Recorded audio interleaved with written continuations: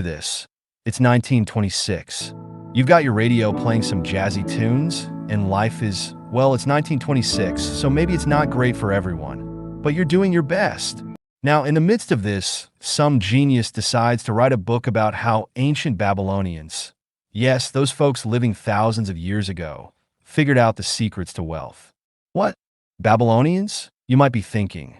Do they even have currency or like an economy? Well, hold your camels, because George S. Classon's The Richest Man in Babylon is about to take you on a journey filled with timeless financial wisdom wrapped in the form of short, allegorical stories from Babylon. Yes, a place famous for its towering ziggurats and bustling markets has more to teach us about money than some modern-day investment gurus. Who knew? This book, despite being set in an ancient city where people wore togas and bartered with clay tablets, is packed with practical, no-nonsense advice on saving, investing, and growing wealth. The beauty of Classon's writing is that these ancient principles are not only relevant, but also so simple and logical that you'll start questioning why this isn't taught in every high school around the world. Let's dive into the top 5 takeaways from The Richest Man in Babylon. And get ready to laugh a little while we learn a lot. 1. Pay yourself first. No, this doesn't mean buy more avocados. The very first lesson in The Richest Man in Babylon is also probably the most well-known. Pay yourself first. Now, before you rush off to your nearest online store, credit card in hand, let's break this down. Classon doesn't mean paying yourself by spending all your money on luxuries, no, matter how tempting that new gadget or fashion trend might be. Instead, paying yourself first means setting aside a portion of your earnings, at least 10%, and putting it to work for you. This is the money that you do not touch for rent, groceries, or your monthly subscription to 7 different streaming services. This is the money you save and eventually invest to make it grow. Think about it like this. Every time you get paid, you're planting a seed. The more seeds you plant, and the more consistent you are, the bigger your future financial harvest. In the story of Arkad, the richest man in Babylon, he started with humble beginnings, but by always saving at least 10% of his income, he slowly but surely built up a fortune. One of the great things about Classon's book is that it makes saving sound both essential and ridiculously easy.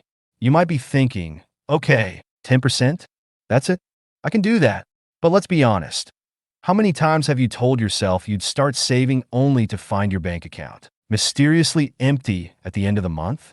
Classon's approach is genius because it's built on a psychological principle. When you pay yourself first, you trick yourself into adjusting your lifestyle around what's left. So, if you automatically save that 10% before you start spending, you don't even feel like you're missing out. Over time, this habit turns into a powerful snowball of wealth. Plus, paying yourself first creates a buffer for the future. It's like building a little financial fort to protect you from the unexpected storms of life. So next time you get your paycheck, channel your inner Babylonian and remember, your future self will thank you for stashing away that 10%. 2. Control your spending. Yes, that means cutting back on some impulse buys. Picture yourself walking through an ancient Babylonian market. There are spices, fine linens, gleaming trinkets.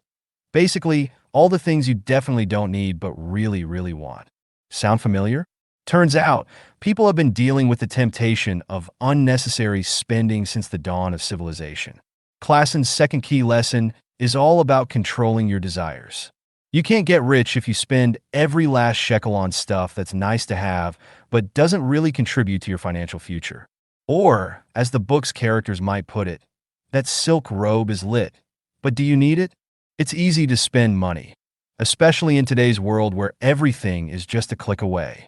But The Richest Man in Babylon urges us to distinguish between wants and needs. The lesson here is simple. Live below your means. Just because you make more money doesn't mean you should spend more. Stick to your budget, control your spending, and keep your lifestyle in check. What makes Classon's approach so timeless is that it's both straightforward and brutally honest. We all have spending habits that could use a little tightening, whether it's buying yet another pair of shoes or upgrading to the latest gadget the moment it's released. These expenses add up, and fast.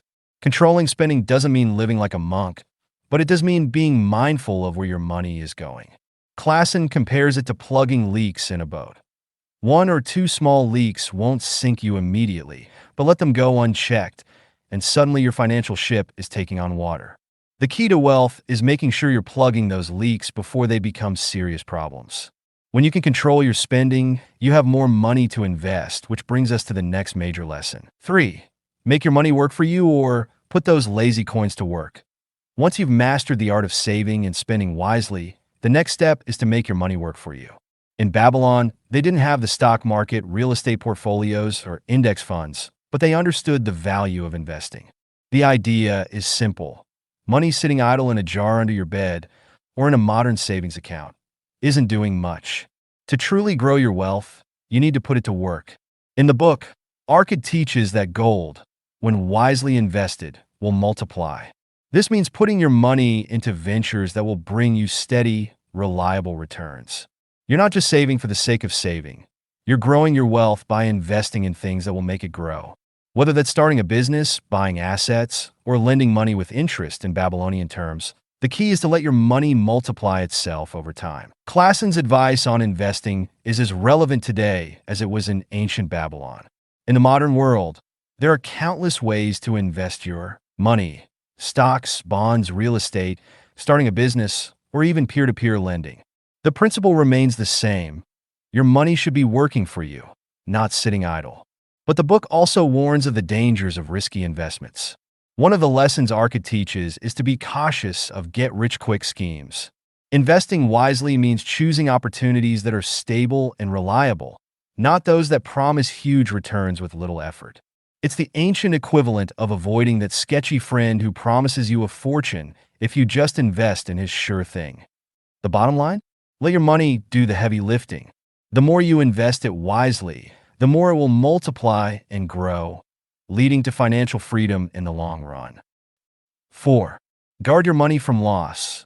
Don't get suckered by bad deals. Speaking of risky investments, Klassen dedicates an entire section of The Richest Man in Babylon to one of the most important financial principles: protecting your wealth from loss.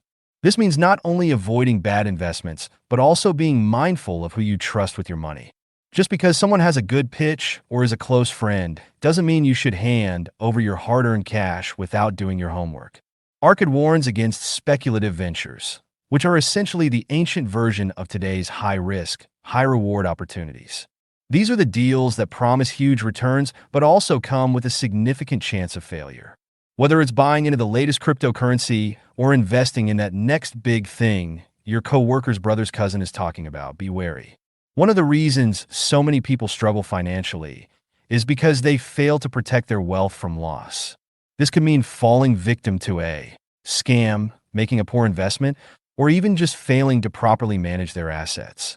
Klassen's advice is to be conservative with your money and only invest in things you understand.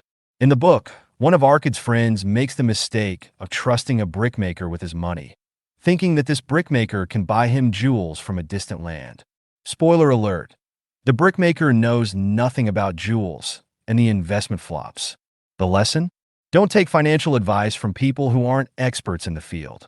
Guarding your money means doing your research, investing in things you understand, and not falling for too-good-to-be-true deals. It's better to grow your wealth slowly and steadily than to risk it all in one go. 5.